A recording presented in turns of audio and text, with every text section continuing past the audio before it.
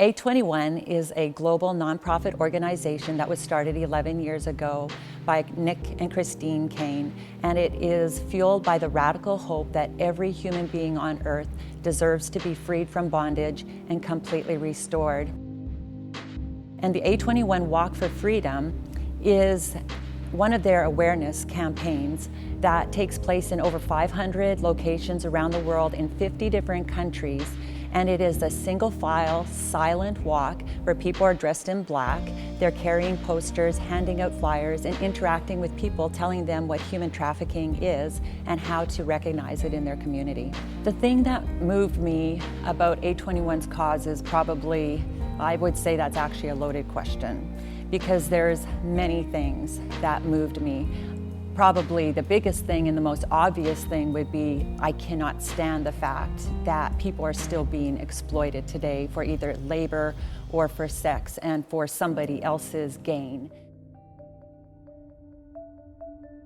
And as I would hear Christine talk about A21, I'd say, well, okay, I'm supposed to do something about it. Why does this keep coming up all the time? And so I think, well, I'll just support A21. You know, I trust them as an organization. I'll give them money, you know. So, you know, I asked Glenn, do you mind if we give money to A21? So that's what I would be doing.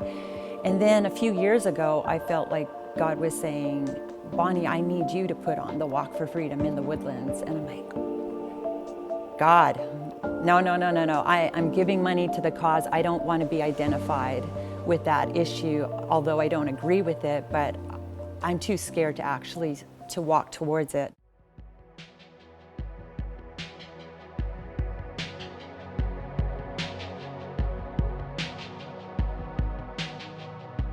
I knew that God was saying, no, I want you to step out and do something more.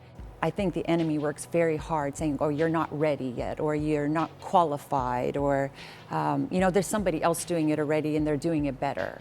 What I would tell people is, you got to push past your fears.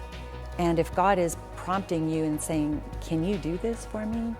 Like to say yes, because he doesn't call the qualified. We often hear he qualifies those he calls.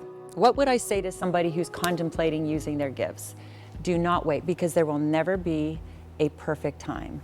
You do not wait for every door to open, because those things never will. And if you are waiting for those things to happen, that means you're doing it on your own strength and your own calculations.